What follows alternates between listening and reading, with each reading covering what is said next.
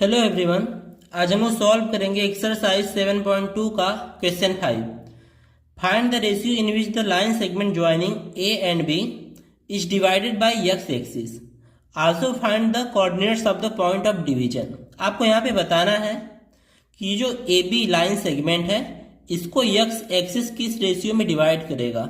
साथ में आपको पॉइंट ऑफ डिवीजन भी बताना है, यानी जो ये पॉइंट है ना इसका कोऑर्डिनेट भी आपको बताना है। अब ध्यान देंगे, जो ए है उसकी वैल्यू कितनी है 1, -5, यानी ये फोर्थ कोऑर्डिनेट में कहीं पे होगा।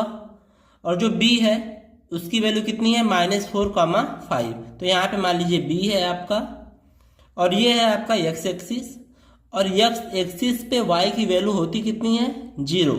तो हम लोग जब सी मानेंगे तो एक्स की वैल्यू तो हमें नहीं पता, बट वाई की वैल्यू कितनी होगी 0 होगी। तो सी का कोऑर्डिनेट क्या आएगा एक्स और 0। अब मान लेते हैं कि जो सी है ना, जो ये पॉइंट है वो इस लाइन सेगमेंट को m1 और m2 रेशियो में डिवाइड करता है। तो इसको लिख लेंगे, गिवन पॉइंट्स आर। तो ये जो पॉइंट्स होते हैं इसको क्या बोलते हैं, पहले पॉइंट को बोलते हैं x1 y1, और दूसरे पॉइंट को क्या बोलते हैं x2 y2। साथ में जो हम लोग पॉइंट सी माने हैं वो क्या माने हैं x, 0, और रेशियो हम लोग क्या कंसीडर किए हैं m1:m2।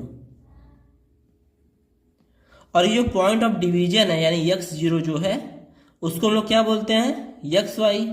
यहाँ पे हमको x की वैल्यू नहीं पता था तो इसको छोड़ दिए हैं, बट y की वैल्यू हमें पता है कि x एक्सिस पे y की वैल्यू कितनी होती है 0 होती है। अब हम फार्मूले का यूज करेंगे। तो जो सेक्शन फार्मूला होता है वहाँ पे x की वैल्यू और y की वैल्यू हमें पता है क्या होती है।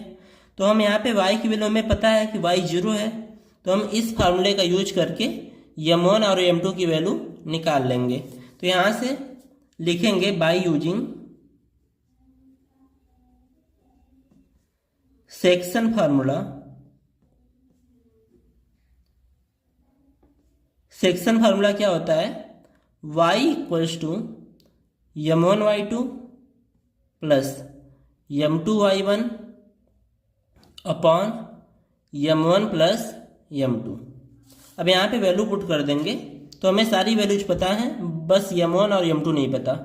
तो y की वैल्यू कितनी है, y की वैल्यू है 0, इक्वल्स टू m1 की वैल्यू कितनी है नहीं पता, इंटू y2 की वैल्यू। तो y2 की वैल्यू कितनी है 5। तो ये हो जाएगा 5 प्लस m2 इंटू y1 की वैल्यू कितनी है -5। तो यहाँ पे क्या लिखेंगे -5 अपॉन m1 प्लस m2। अब ध्यान दीजिए m1 प्लस m2 यहाँ पे डिवाइड में है, इसकी साइड चेंज करेंगे तो मल्टीप्लाई में हो जाएगा। तो ये क्या मिलेगा हमें 0 into m1 plus m2 equals to 5m1। और यहाँ पे देखिए -5 का मल्टीप्लाई m2 में करेंगे तो कितना आ जाएगा -5m2। ये तो पूरा 0 हो जाएगा, तो 0 इक्वल्स टू मिलेगा 5m1 माइनस 5m2। अब हम यहाँ पे m1 की साइड चेंज करते हैं तो ये इधर पॉजिटिव है, इस तरफ आएगा तो निगेटिव हो जाएगा। तो -5m1 इक्वल्स टू मिलेगा -5m2। अब हम क्या करेंगे m1 और m2 को एक तरफ करेंगे और कांस्टेंट को एक तरफ। तो यहाँ पे ध्यान दीजिए जो -5 है ये m1 के साथ मल्टीप्लाई में है, और अगर इसकी साइड चेंज किए तो ये क्या हो जाएगा डिवाइड में। तो यहाँ पे पहले से -5 था और ये -5 इसके साथ मल्टीप्लाई में था, इधर आया तो क्या हो गया डिवाइड में। यहाँ पे m1 बचा और यहाँ पे m2 -5 के साथ मल्टीप्लाई में था, इसकी साइड चेंज करेंगे तो ये क्या हो जाएगा डिवाइड में। तो यहाँ पे देखिए माइनस से माइनस कैंसिल, 5 1 जा 5 और 5 1 जा 5। तो m1 और m2 का जो रेशियो आया है वो कितना आया है 1:1, यानी m1 की वैल्यू कितनी है 1 और m2 की वैल्यू भी कितनी है 1। अब हम क्या निकालेंगे coordinate of point of division. हमसे ये भी पूछा गया है, मतलब सी का कोऑर्डिनेट निकालना है। तो y की वैल्यू हमें पता है यहाँ पे 0, लेकिन x की वैल्यू नहीं पता, तो हम फिर से फार्मूले का यूज करेंगे। तो आल्सो x की वैल्यू क्या होती है, m1 x2 plus m2 x1 upon m1 plus m2। अब देखिए हमें m1 और m2 की वैल्यू पता है 1 और 1, बस हमें x2 और x1 की वैल्यू भी पता है। तो यहाँ पे देखिए x2 की वैल्यू कितनी है -4 और x1 की वैल्यू कितनी है 1।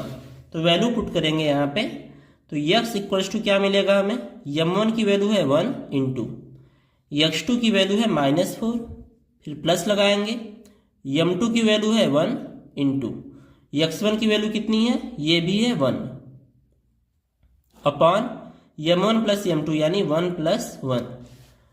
तो x इक्वल्स टू क्या मिलेगा हमें, -4 का मल्टीप्लाई 1 में करेंगे तो -4 प्लस 1 का मल्टीप्लाई 1 में करेंगे तो 1 आएगा अपॉन 1 प्लस 1 करने पे कितना आएगा 2। तो जो x का कोऑर्डिनेट आया ना वो कितना आया, -4 प्लस 1 -3 अपॉन में 2। अब आंसर लिखेंगे, देयरफॉर हमसे रेशियो पूछा गया था, तो रेशियो क्या हो जाएगा, रेशियो आपका आया है 1:1, ठीक। साथ में पॉइंट ऑफ डिवीजन, तो पॉइंट ऑफ डिवीजन क्या हो जाएगा, एक्स वाई, तो x की वैल्यू है आपकी -3/2 और y की वैल्यू तो हमें पहले से पता है, x एक्सिस पे y की वैल्यू 0 होती है।